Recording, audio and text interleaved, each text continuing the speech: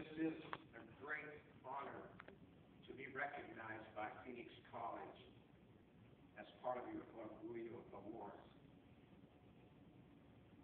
Reflecting on my colleagues' remarks, I keep thinking, what was the catalyst in my life? The catalyst in my life was simply growing up in a segregated society where every aspect of living 90 miles east of Phoenix in Mayama, small copper mining town, every aspect was determined by the color of my skin. Not necessarily my surname, not necessarily my ethnicity, but the shade of my skin. Illustration.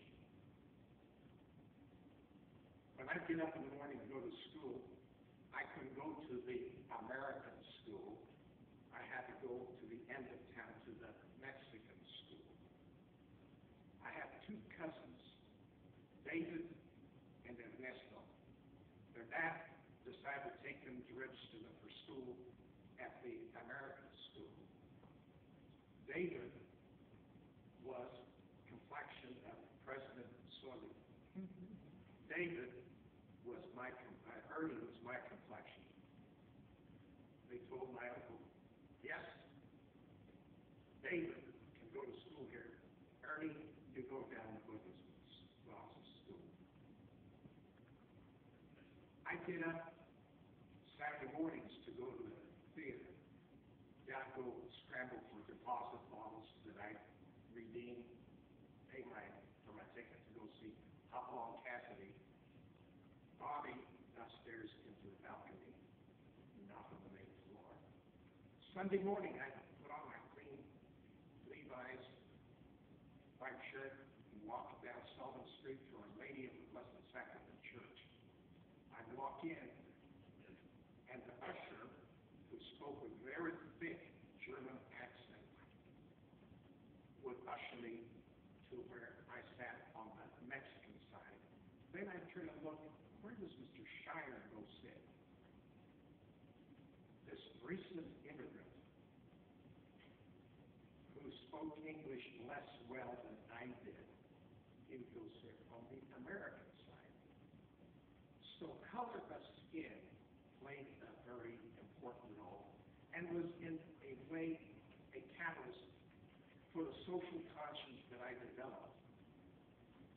Thank goodness there were wonderful public school teachers, including one librarian who would come over and she'd see me working on my homework and ask me if she could help, and I'd say, no, I'm doing fine.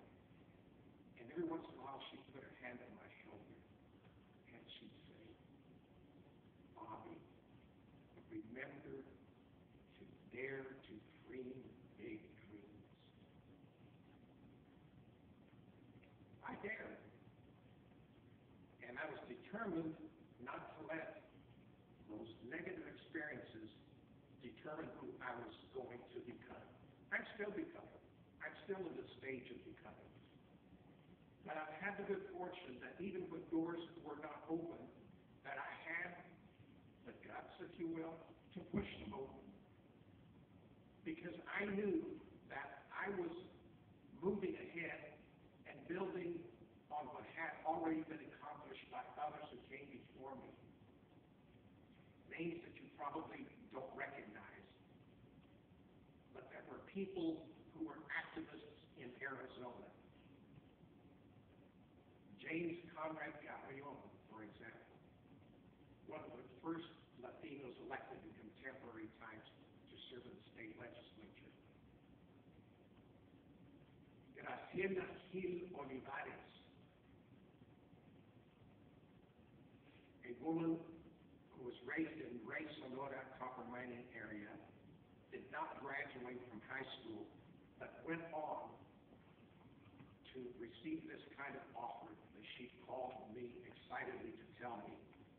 She was serving then on the U.S. Civil Rights Commission. said, Roberto, you won't guess what happened to me today. The chairman of the commission, the president of Notre Dame University, asked me to apply for law school. Says, I explained to him, I don't even have a high school diploma. Says, but you have native intelligence and life experience. Graciela went on to become not the first Latina, the first woman graduate of Notre Dame Law School. So it doesn't matter where we start, folks. We build on the shoulders of others. When I retired after a very satisfying career working in Congress, I was recruited by the oldest, largest gold mining company in the United States, asking me to help them develop their responsibilities because I came from an environmentalist community. After working there 12 years, I decided I wanted to come back home to Arizona. I came back. One of the first things that struck me was the poisonous political environment that had developed in Arizona. And I thought, I need to associate myself with a group that's trying to do something about it.